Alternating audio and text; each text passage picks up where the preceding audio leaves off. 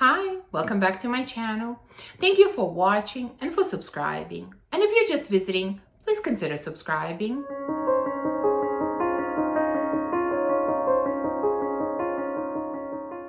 So very often I get comments saying something like, you're really bad for my wallet. I keep adding to my wish list. I keep making purchases because you influenced me to buy something. Comments that sound something like that. And I'm sorry to influence you or to encourage you to buy, although I'm not really sorry. But the same thing happens to me. I watch all of these amazing YouTubers talking about so many beautiful fragrances and I get influenced as well. So today I wanted to share with you some of the fragrances in my collection that were purchased under the influence of YouTube. And I'm pretty sure I've done at least one video like that, possibly two in the past, but of course, since then, I accumulated so many more fragrances that were purchased under the influence of YouTube. So the first one that I want to mention is from the house of Frapin, and this is 1270. Now, this is kind of an older type of fragrance. I don't know exactly when it was released, but it's not brand new or hasn't been released in the last few years. I think it's the fragrance that people talked about sort of quite a few years back, but it hasn't been talked about a lot in recent years. And I saw, actually on Instagram, I saw Olya Bar talk about this fragrance and it really piqued my interest. She described it so beautifully. It sounded so appealing that I decided to purchase it and I did not regret it. This is an outstanding, fruity, boozy kind of scent, but in a very light way, if that makes any sense. So the prominent fruity note in here is pineapple. There are also dried plums, there are resins, there's cacao, tonka. There are some spices in here. There's honey, vanilla, woody notes, whatever else. There are a lot of notes in this fragrance, but I don't even think there is a specific boozy note included in here, but this definitely has boozy touch. It's like this boozy, syrupy pineapple, maybe mixed with a little bit of tonka and with a little bit of spices. But all of this is done, like I said, in a very light, kind of very elegant way. This is an elegant, boozy scent. It is gorgeous. It is suitable for warm weather and it is suitable for cold weather because it is not very heavy. And if it wasn't for that post that Olya made, and by the way, she has a YouTube channel as well, so I'm going to link both her Instagram and YouTube channel, I wouldn't have purchased it. I don't think I would have paid attention to this one. So this one is definitely purchased under her influence. Next one is a fragrance that I cannot pronounce. It has such a difficult name and house for me. So let me try. Please don't get offended when I mispronounce it because I will for sure. This is Neroli Blanc Intense from Au Pays de la Fleur d'Oranger. There you go. This is my best effort. Here's the bottle. And this fragrance was purchased under the influence of Eve Spider Smells. Eve was on her channel that I first heard about this fragrance and it really piqued my interest. I absolutely loved kind of the beautiful, slightly whimsical bottle. I loved the way Eve spoke about this fragrance. And even though at the time I kind of wasn't a huge fan of Orange Blossom because this fragrance is really about Orange Blossom, I was so curious and so tempted by this fragrance that I kind of put it in my mind, put it on my wish list, and when I was ready to explore Orange Blossom scents, this was the one that I purchased. And if it wasn't for Eve speaking about it, I don't think I would have paid attention to this scent. This is a beautiful, sweet orange blossom. So in addition to that, there is mandarin orange, there's bergamot, there's some other fruity notes, there is jasmine, there is vanilla, sandalwood, cedar, and musk. And yes, it falls into that category of, Kilian Love and Memo Sintra and a few others that we have in a similar style. it is in that style, but it is beautiful. I find it slightly more floral and slightly less sweet than the other ones. It is kind of a little bit more airy. It is not as thick, and it is maybe a little bit more green and even citrusy. So the sweetness in here is definitely not overpowering, not cloying. I think this one will appeal to people who do not enjoy very heavy gourmands, because for example, Kilian Love or even Memo Sintra, they're much sweeter than this one. So even though it's in a similar style, at the same time, it has different nuances as well. So I'm not gonna attempt to say the name again. Once was more than enough, but there you go. This was purchased under the influence of Eve, and again, no regrets. Absolutely love this scent. Next purchase was under the influence of Nisha Spicy Looks, and it is Tamarindo from Memo. Now, I was just starting to explore the house of Memo, and she already had a few fragrances, and she kept raving about this one. She kept saying, you need to try it, you need to have it, you're gonna love it. She sent me a sample of this one, and she was absolutely right. I did fall in love with this scent. This is another scent that features a note of pineapple. You can clearly see that I'm a big fan of pineapple, but in a very different way.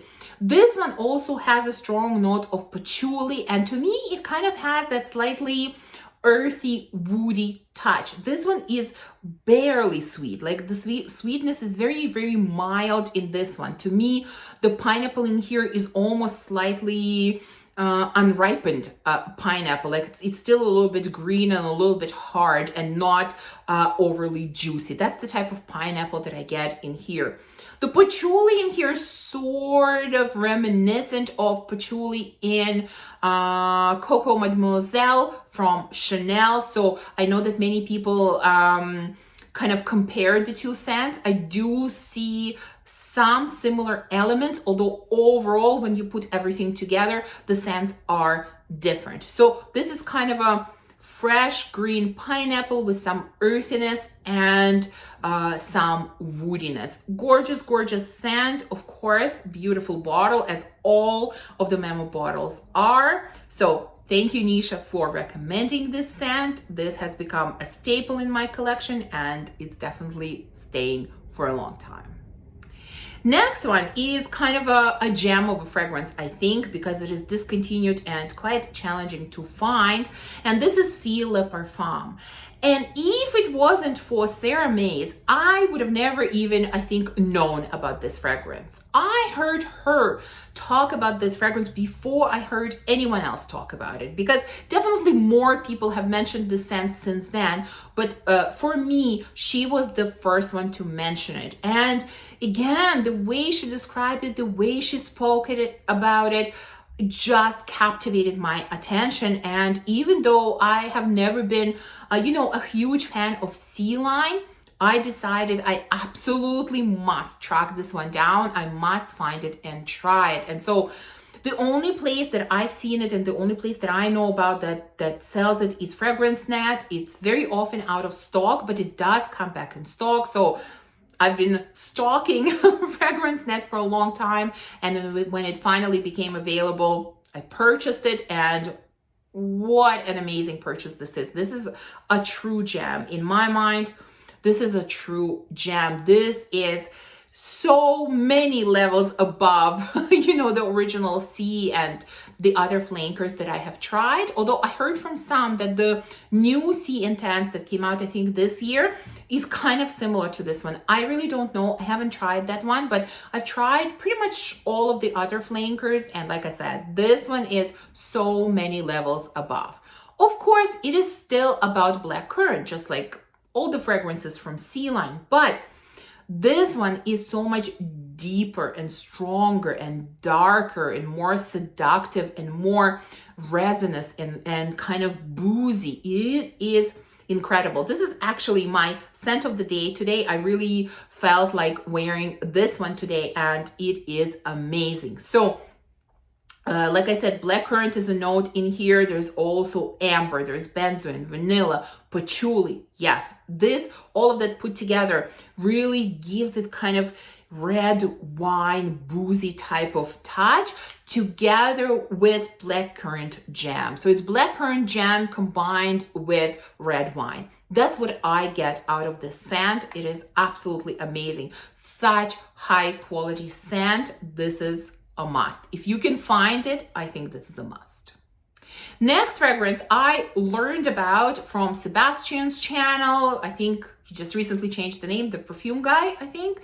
And you know, I mention his channel very often, and that's because I love his channel and I learn so much from his channel. And this was the fragrance that I've never heard anyone else talk about at the time of purchasing it. I just heard it on his channel and I've seen it on a few of his videos, and I completely got influenced by him, and I decided that I must find it and add it to my collection. This is Jeroboam from Insulo. I've never even heard about this house prior to seeing the scent in one of his videos. This is a really, really beautiful vanilla scent. It's kind of uncomplicated. It has vanilla, jasmine, and white musk. Although, besides vanilla, I don't really get the other two notes. It's kind of everything put together gives me kind of a burnt caramel vibe, but in the best possible way. It is an understated vanilla. It is a slightly unique vanilla, and it is really, really beautiful. This little 30 ml black bottle is really cute as well. I think Jeroboam scents only come in 30 ml bottles, at least that's what I have seen. And this is again completely influenced by Sebastian to purchase it, because at that point haven't heard anyone else mention it. In fact, didn't know anything about this house. Next fragrance purchased under the influence of a YouTuber is a recent addition to my collection, and it is Malibu Party in a Bay from Simone Andriole. Take a look at how much I used up already. I always get surprised, you know, and even though it's gotten cold outside, I am still being pulled towards this fragrance. There is something so addictive about it. So who influenced me to purchase this?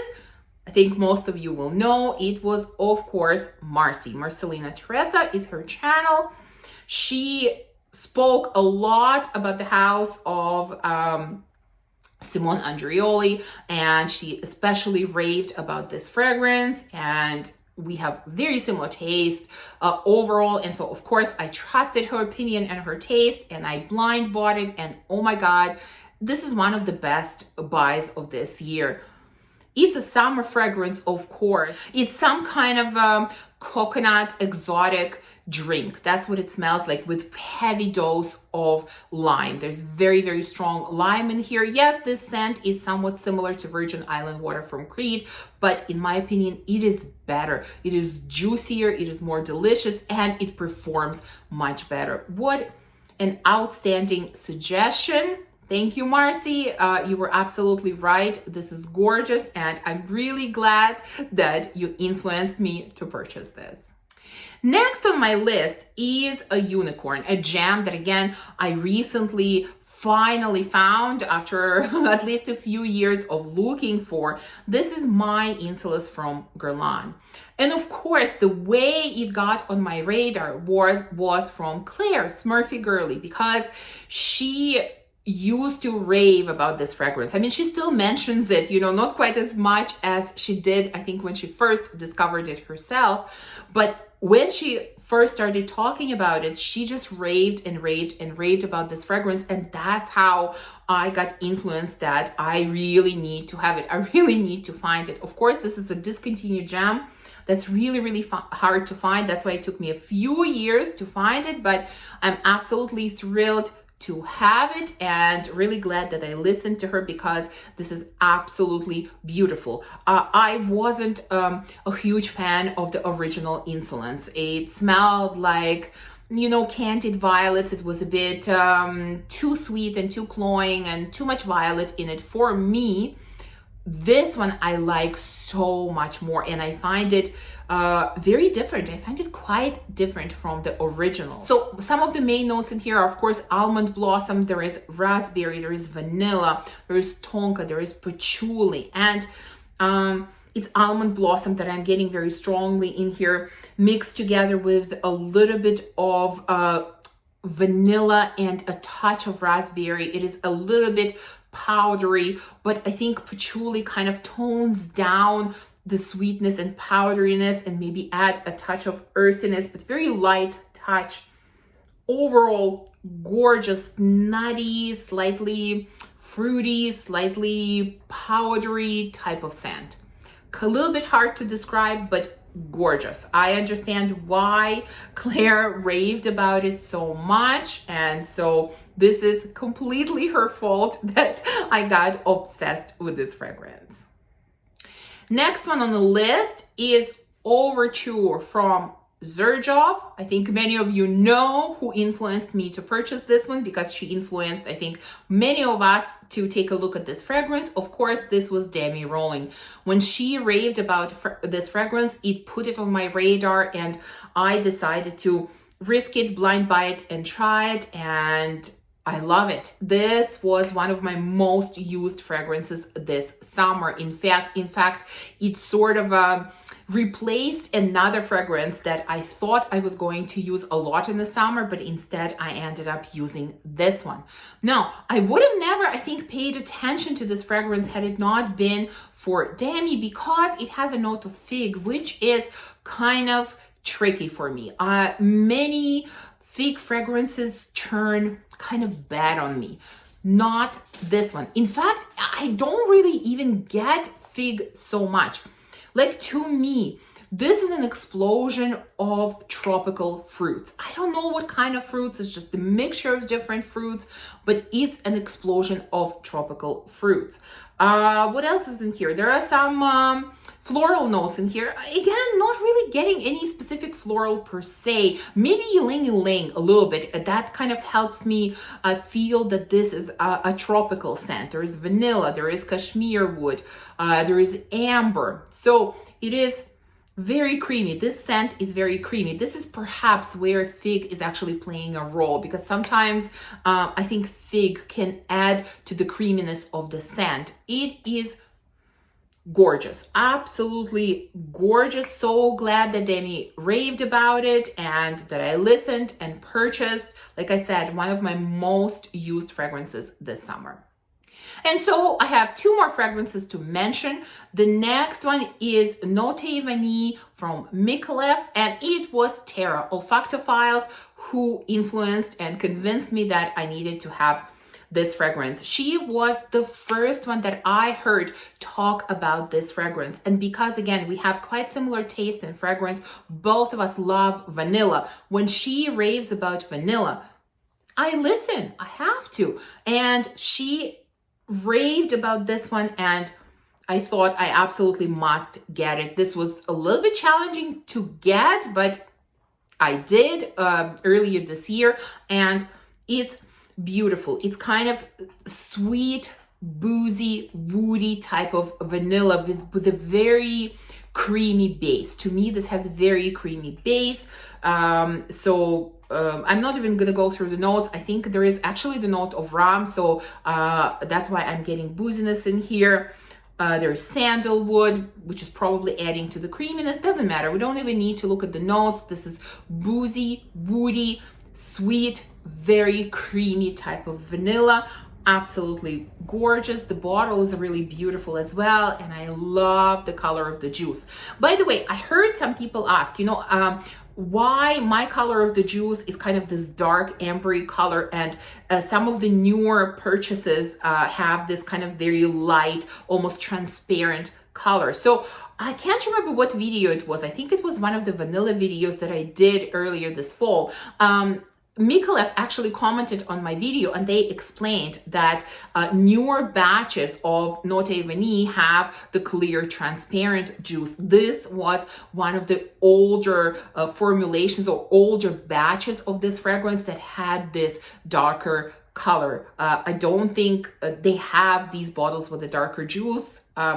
That's what I understand, you know, take it with a grain of salt. I could have misunderstood it, but that's why, you know, some of these have this dark juice while others get this light transparent juice. Anyways, the fragrance is gorgeous, and it was thanks to Tara that I started paying attention to this scent and got interested in it. And the last fragrance that I'm going to mention is What About Pop from the House of Oud. And this one was influenced by my subscribers, because at some point, you know, I was talking about a popcorn-centric scent. It was Pure Excess from Paco Rabanne that I got that kind of disappointed me because I didn't get any popcorn in it. And I mentioned several times that I was looking for a popcorn-centric scent. And it was several subscribers that mentioned, take a look at What About Pop from the House of Oud. That's how I learned about this fragrance, and that's how I got interested in this fragrance. So thank you to all of my subscribers who recommended it, because you were absolutely right. This is a beautiful popcorn scent. I do get popcorn in here. It's very kind of fluffy and buttery. It has a very strong buttery texture. It is sweet. It is a little bit salty. It almost has this slight salted caramel vibe together with popcorn. Beautiful, beautiful scent. Not overpowering, not too thick. This kind of airier type of sweet gourmand scent. Gorgeous. The bottle, of course, as always, all of these House of Oud bottles are stunning. So again, this one was purchased under the influence of my subscribers. And that concludes my list. I hope you enjoyed this video. If you did, please remember to give me a thumbs up and subscribe. And I would love to know what fragrances I influenced for you to purchase. Let me know in the comments below. Thank you for watching. I will see you again in the next video. Bye.